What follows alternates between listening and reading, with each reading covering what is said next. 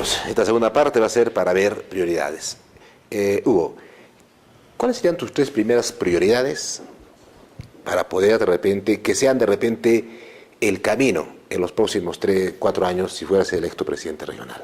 Fíjese, mira, hay varios enfoques que tomamos, pero yo quiero un poco tomar para la visión que actualmente, probablemente para los hermanos que están en esos momentos viendo Línea 11, fundamentalmente en tema Puno Urbano. Para mí sí es importante, fundamental, más allá del objetivo mayor que sea la que toquemos el tema educativo, queremos ver hombres jóvenes y mujeres que tengan una formación cabal. Yo personalmente sí opto por el tema de las plantas de tratamiento en toda la región. O sea, primera prioridad para el gobierno regional sería para ti las plantas de tratamiento en todas las provincias que desembocan en el lago Titicaca. Efectivamente, para salvar el lago Titicaca. Un plan integral. ¿Ya? Primera prioridad. Plan integral, cosa que ya está avanzado. Es más, se está trabajando esto con la asociación público-privada, con la Gary Montero. ¿Ya? Entonces, eso es un punto 1. Pero es una propuesta nada más, o sea... No. Eso ya tiene validación, ya tiene aprobación, incluso de municipalidades, a la cual ha tomado como prioridad 1 el gobierno regional. Y la inversión abarca a más de 1.000 millones de soles. O sea, ¿continuarías con esa idea que ha planteado Mauricio Rodríguez? Absolutamente. Si no se ha podido hacer en más de 8 años una planta de tratamiento para Puno, entonces para mí sí es un tema primordial, no solo para Puno, sino para 9 provincias en el anillo circunlacustre de la región Puno. Punto 2. El tema de agua para Puno y agua para Juliaca, que son 2 pueblos, 2 capitales. ¿Cómo hacer? Bueno, sobre lo primero, de repente lo primero es que esas plantas de tratamiento que van a ser en 9 provincias, ¿cuánto de inversión se requiere y de dónde en todo caso va a salir los dineros? Cuando es con una asociación pública o privado, básicamente esto financia el gobierno nacional, pero a través de una empresa privada. ¿Ya? Entonces, eso no le cuesta un centavo al gobierno regional, sino es un financiamiento del gobierno nacional que directamente viene, incluso no es necesario las aprobaciones de los SNIPs, esos cuellos de botella. Claro, eso ya lo hace Graña y Montero, ¿no? Por eso, justamente, eso ya tiene un avance. Y el monto, como te comento, son más de 1.000 millones de soles, a la cual ya tiene ya tiene luz verde. El punto 2 yo estoy planteando es agua para Puno de la represa Malcomayo, que personalmente yo soy de la zona. Por eso yo digo, sí se garantiza agua a las 24 horas, porque si actualmente vemos para Puno Urbano, ¿cuántas horas tiene agua el vecino? 2, 3 horas, y eso a más tardar 4 de la mañana hasta 6:30, 7 de la mañana. A más no tienen. Es más, tomamos agua contaminada. Y yo creo que el tema de prevención y salud fundamentada en el tema de agua es vida, es importante. Y agua a las 24 horas. Y o sea, tanto para Juliaca, el caso de Lagunillas. Malcomayo. Y para Juliaca... Lagunillas. Lagunillas siempre se ha hecho, inclusive Lagunillas estaba hecho para atender Lampa, San Román y Puno, pero nunca se ejecutó. El tema es el costo, Leoncio. Mira, yo personalmente he revisado de manera minuciosa, costaba más de 600 millones de soles, esto iba a ser para Juliaca, Lampa, Puno. Entonces, esto no era viable. Desgraciadamente, como no hay justicia social para Puno, entonces, de hecho, esto no va. Pero, sin embargo, para agua para Puno, la represa de Malcomayo cuesta 97 millones. El expediente está totalmente aprobado con licencia social. Caso de Lagunillas, antes el estudio era por sistema de bombeo. Ahora lo que ha pedido el Ministerio de Vivienda es para que esto se haga por gravedad y no a sobrepasar los 200 millones, agua y desagüe. Y como también la planta está considerada para San Román, es un proyecto más integral. Entonces, son temas fundamentales. Hasta ese momento es punto 2. Y el punto 3, que es importante para el proyecto político aquí, es el tema de fortalecer seguridad alimentaria. ¿Pero cómo? Inyectando más recursos en los proyectos productivos, que sí requerimos hacerlo y trabajar. Y solo así podemos un poco articular una estabilidad en temas de alimentación y salud, y solo así podríamos tener mayor educación. Yo creo que son 3 puntos básicos a los cuales yo me aboco en estos momentos. De hecho, que dentro del plan tenemos algunos aspectos más integrales. No hay una cosa lineal que vaya para solucionar los problemas. Claro, hay otras cosas evidentemente que van concatenados, pero siempre hay prioridades, ¿no? Porque claro, tiene que haber prioridades en un gobierno y eso también la gente dice, esta es mi prioridad, pero no se trata de decir, oye, voy a hacer tal cosa y disperso, ¿no? Tiene que haber prioridades. Y eso diferencia un gobierno de otro gobierno. Por supuesto. O de un presidente a otro presidente, si es que llega a ser presidente. Entonces, ¿en qué te vas a diferenciar de Mauricio? Y ya, eso pensar. Efraín, ¿cuáles serían tus 3 temas fundamentales, prioritarios, que tú dices, sabes que es el primer día, me dedico a estos temas? Hay a partir de la médula misma, la primera propuesta del Movimiento Sol, que hemos estado analizando durante todo este proceso, es la reforma y reestructuración total del gobierno regional. Porque los documentos de gestión no están acordes a la realidad. ¿Qué digamos una reorganización y reforma total del gobierno regional? En realidad, partir por modificar los documentos de gestión a nivel del gobierno regional. Modificación del reglamento, ojo, de acuerdo a lo que establece la ley de centralización y la regionalización, y también tenemos atribuciones como gobierno regional, plantearlo eso. Los documentos de gestión, MOF, ROF, los reglamentos de tal manera que se pueda estructurar todo esto, ojo, combatiendo siempre la burocracia, ¿no? Pero existen. El problema de repente es que no se aplican. Existen desfasados y no se puede aplicar, pues. Ojo que esos documentos de gestión son la médula para la dirección regional. ¿Ah? ¿Te parece eso importante para poder hacer gestión pública? No, no solamente eso, sino primero hay que ordenarnos en la casa, como dicen algunos. Hay que partir de ello. Quizás yo te acepto que hay que reorganizar, me parece, el sector salud. Te puedo aceptar, pero de repente pedir, digamos, una reformulación de todos los sectores no me parece, porque el sector salud es el más crítico, que ni Mauricio ha podido resolver y lo ha reconocido él mismo, que no ha podido reconocer, porque existen dirigentes, mafias, etcétera, etcétera. No, en realidad no solamente es esa, ¿no? Sino en todos los sectores, porque hay una burocracia enquistada dentro de ella. Es lo que hay que reordenarlo, toda esa situación. Por eso plantea el Movimiento Sol como una primera prioridad la reforma total del... ¿En cuánto tiempo? O sea, porque no nos vamos a pasar también reformando varios años. ¿Sí? No, no, obviamente, porque de acuerdo a la ley de centralización y regionalización nos establece 10 días para aprobarlo todo eso. Y ahí sí tienen que ponerse a trabajar pues, los consejeros. Tienen que ponerse a trabajar los consejeros, porque en realidad van a ser de mucha ayuda para que puedan allí, por lo menos, ganarse lo que les corresponde a ellos. Me parece que ese debe ser el punto de partida, en primer lugar. Ese sería tu punto de partida, ese sería lo primero que harías. Exacto. Luego, ¿qué más? En una segunda instancia, como el problema de la región de Puno sigue siendo el problema del hambre y la miseria, sigue siendo el problema de la pobreza, sigue siendo el problema de la postergación, como el Movimiento Sol ha planteado como prioridad también el aspecto agropecuario y en tercera instancia el aspecto industrial. En el aspecto agropecuario, ¿qué cosas, por ejemplo? Siempre yo escucho decir a Puno, todo el mundo se ha dicho, la región Puno es agropecuario. A mí me parece que es más pecuario que agrario, ¿no es cierto? Entonces, ¿qué cosas vas a hacer en todo caso? Pero el asunto es, ambas son una unidad. Son una unidad. Es que una sin la otra no existe. Pecuarios en el aspecto agrario tampoco existe. Es una unidad. Entonces hay que desarrollar esa unidad. Pero siempre hemos planteado dentro del Movimiento Sol, pero todo este desarrollo... ¿Pero en qué aspectos, por ejemplo, de la cuestión agropecuaria? ¿Qué aspectos abordarías? Por ejemplo, ahorita dicen, oye, en Arequipa están haciendo la quinoa, han exportado a Estados Unidos, los han devuelto. Aquí solamente producen 50.000, otros dicen 30.000 hectáreas. ¿Qué? ¿Podemos atacar ese problema? ¿Qué? Yo pienso que durante toda la vida de la historia nos ha demostrado que la que ha sustentado el problema del hambre y la miseria y ha resuelto ese problema siempre ha sido el aspecto de crianza de animales menores, elevarlo su producción, elevarlo en el aspecto de desarrollo agropecuario, en el aspecto pecuaria y también vinculada el aspecto tecnológico. Pienso que es lo que hay que desarrollarlo, pero ambas son una unidad y hay que hacerlo en esa situación, ¿no? Ahora, pero ¿cómo hacer? ¿En qué aspecto te vas a basar? En realidad hemos planteado una situación y una política. Desarrollar empresas comunales y empresas familiares, ojo, de tal manera que pueden dar algún solvento económico a las familias más pobres. Y es ahí donde tiene que atacarse. ¿Por qué nosotros hemos considerado esta? Antes de la educación y la salud está el problema de la alimentación. Antes de educación y salud, precisamente ahí dio en el clavo el aspecto de la seguridad alimentaria. Debería ser en primer plano eso. Porque si no hay alimentación, no se aprende y nos enfermamos. Es la médula también, por una parte, y debe desarrollarse como una política regional, ¿no? Y la tercera has planteado la propuesta de la industria. Fíjese, ¿qué hay que hacer para industrializar Puno? En la región de Puno y en el país, más aproximadamente hay más de 80% de pequeñas industrias o pequeños empresarios informales. Hay que establecer una política, apoyar en el aspecto de capacitación, tanto técnica como administrativo, de tal manera que pueden empujarse a la formalización. Y aparte, vinculado a ella, el Movimiento Socialismo y Libertad ha planteado esta política también, un reordenamiento energético. Específicamente, la energía debe servir para desarrollar la pequeña industria. Ojo, dentro de la industria está vinculado el aspecto de la transformación de frutas, el aspecto de agroindustria y la pequeña industria manufacturera, ¿no? Pero eso también pasa porque de alguna forma haya empresas, ¿no es cierto?, privadas interesadas en invertir. O sea, ¿tú crees que se requiere en todo caso la empresa privada para poder invertir en estos aspectos? Además, fíjese, Puno es una tierra de emprendedores y pequeños industriales. La gran lección que nos ha dado la región de Puno es el pueblo de Juliaca. Ha generado tantos puestos de trabajo y están en mejores condiciones de vida los que han emprendido, y creo que eso hay que potenciarlo, hay que apoyarlo, ¿no? Con una política regional. Muy bien. Ahora algunas preguntas que me gustaría que ustedes contesten. Y ya conocemos, amigos.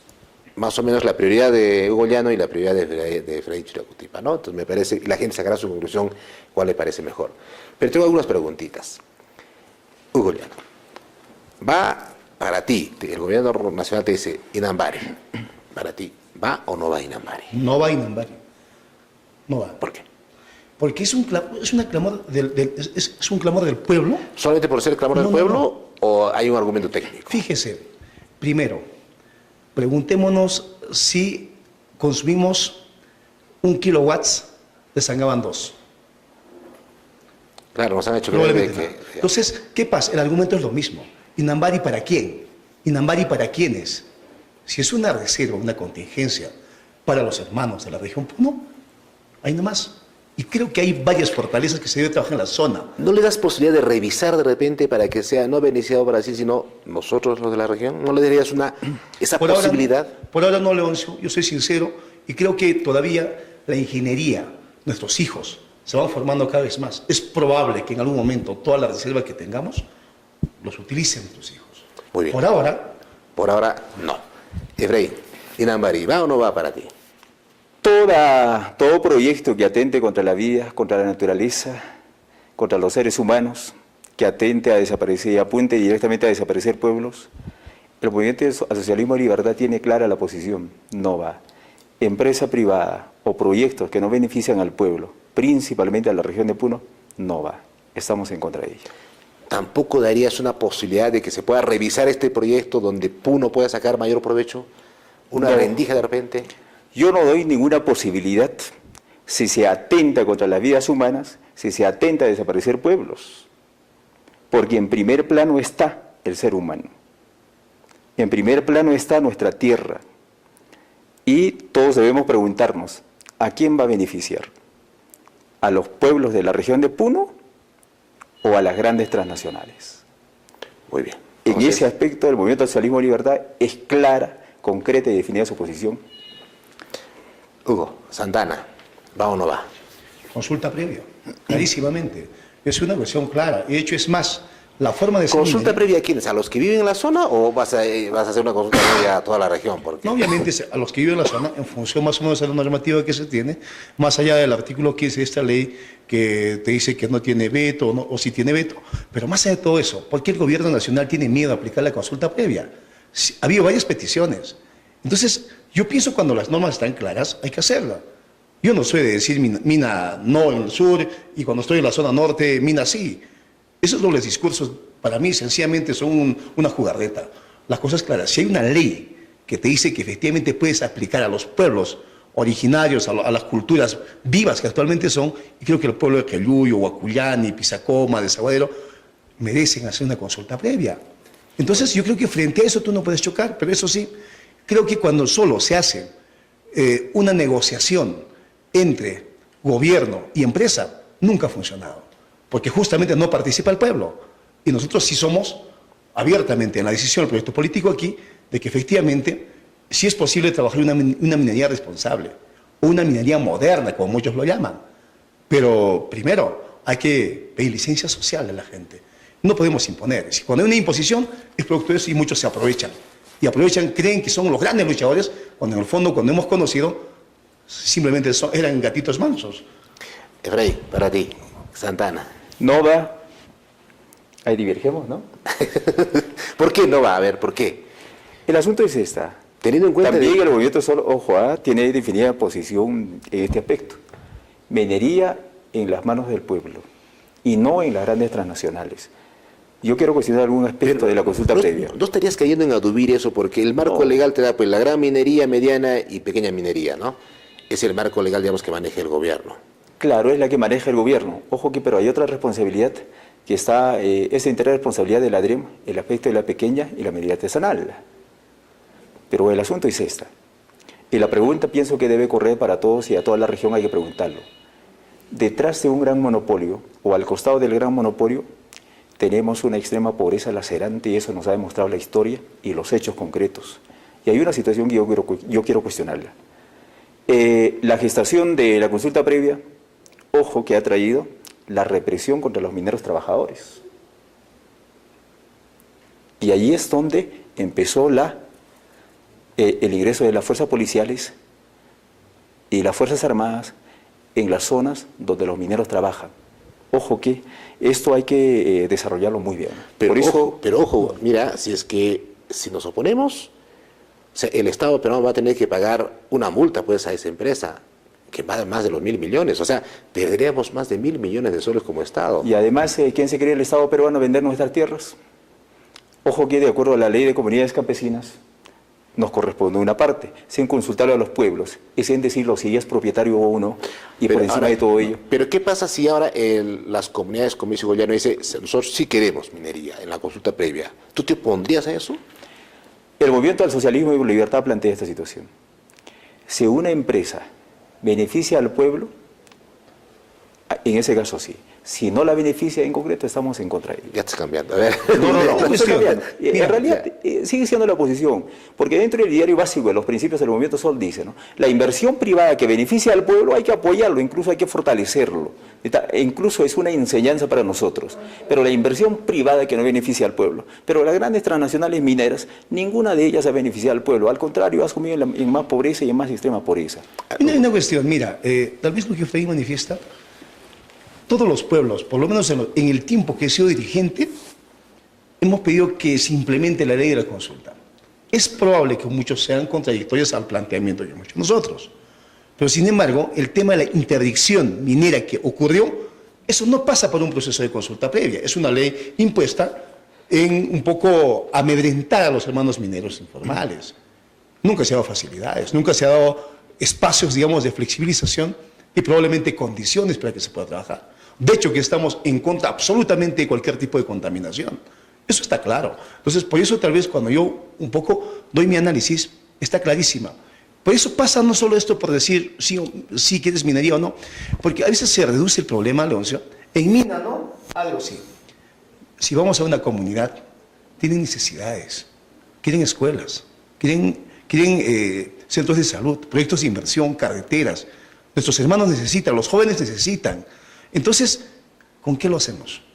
Querramos o no, actualmente, más allá de que el PBI en Puno haya crecido al 9.1%, mayor al PBI nacional, que solo creció el 5.3%, pero aún, ¿de dónde viene la mayor cantidad de inversión actualmente? Entonces, yo creo que pasa por una cuestión de análisis. Si nuestros hermanos mineros informales o ilegales, como muchos lo llaman, porque son diferentes, se formalizan, probablemente contribuyan al Estado y trabajan en el sistema ambiental de manera adecuada, pero igual, o sea, no, de noche a la mañana no vas a poder hacer un recurso fuerte. Entonces, ¿qué pasa? Todo esto pasa por una etapa de análisis macroeconómico nacional. Y desgraciadamente no hay una redistribución equitativa nacional respecto al tema del canon minero. Entonces, todo esto ocurre en un análisis político minucioso. Por eso yo planteo, sí, el tema de la consulta previa en función a la decisión del pueblo es importante hacer. Pero más allá de todo eso, pasa por un ordenamiento territorial de la región. Sobre eso, o sea, Freddy, ¿no crees que es necesario hacer un ordenamiento territorial? Decir muy bien, ¿en qué zonas vamos a dar concesión minera y en qué zonas no? Porque lamentablemente estamos trabajando, como dice, al champú, ¿no es cierto?, a como llegue, pero no tenemos qué hacer con la región Puno. ¿Te parece importante que es un orden territorial para decir, bueno, estas zonas van a ser mineras, estas zonas se van a esto, estas no? Porque finalmente también, ¿de dónde viene pues la plata para las inversiones? Viene precisamente del canon minero. Fíjese, hace poco he estado revisando los documentos de cuánto de presupuesto tenemos para el año siguiente en el gobierno regional.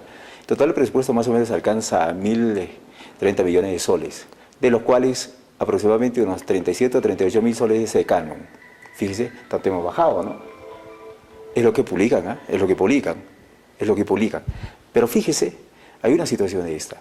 ¿Tiene que verse el ordenamiento territorial? Obviamente que sí, pero nosotros seguimos sosteniendo nuestra posición, ¿no? A veces puede ser mal interpretada, otras veces bien interpretada. ¿Por qué nosotros planteamos esta situación? Se ha dado pie a que las grandes transnacionales pueden entrar a diversas zonas. Y el caso de Ollachea. Al costado nuestro de Ollachea tenemos un gran monopolio minero de los ingleses y de canadienses, un socio. Y como contraparte tenemos una extrema pobreza tremenda. Fíjese el caso de Antauta. Al costado tenemos Minsur y San Rafael. Que ya van a cerrar, por si acaso.